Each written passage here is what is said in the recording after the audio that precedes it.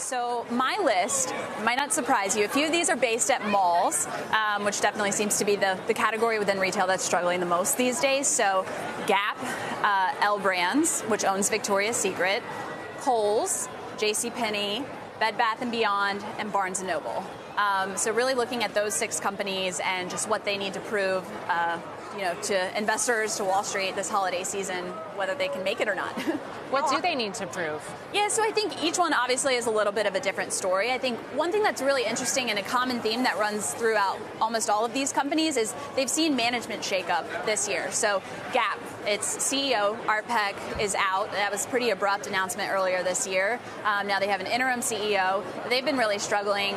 Their Old Navy brand was really strong for a while there, sells less expensive apparel, and kind of like the off-price retailers had really been succeeding.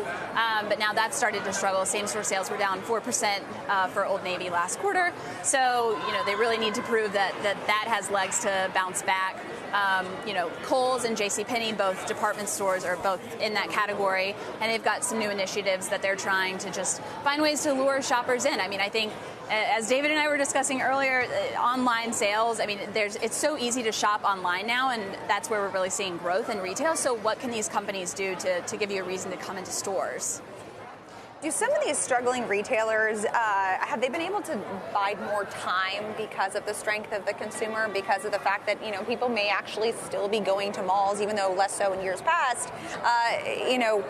They're not, their emperor's clothes, so to speak, aren't showing as much because you do have such strength in the economy, strength in the retail consumer. Yeah, I would say so. For some of these companies, it has been a slower drip, so to speak, and it does seem that they've been kind of hanging on, and almost every year it's like there's a new turnaround plan.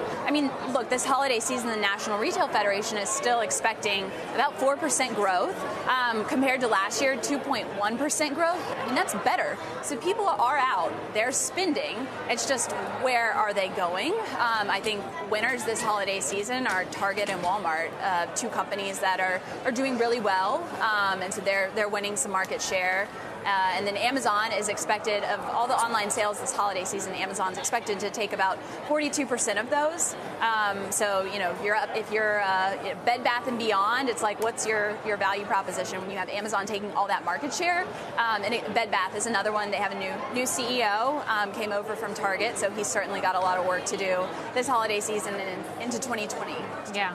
Barnes & Noble you mentioned, though, too, which isn't even public anymore. Right? Not public, but I still think it's one to watch. Now, last holiday season was a really key season or period of time for them. This was before they were taken private. That took place earlier this year. So now they're under private management. But, I think we can't ignore them. Just because they're private, they're not reporting sales every quarter. I still think it's a company to watch.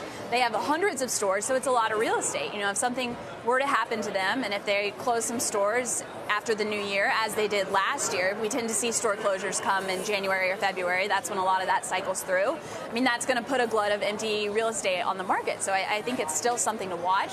But you're right. They are private now, so they're doing a lot of this out of the public eye and public scrutiny, and they can make maybe some more investments that way.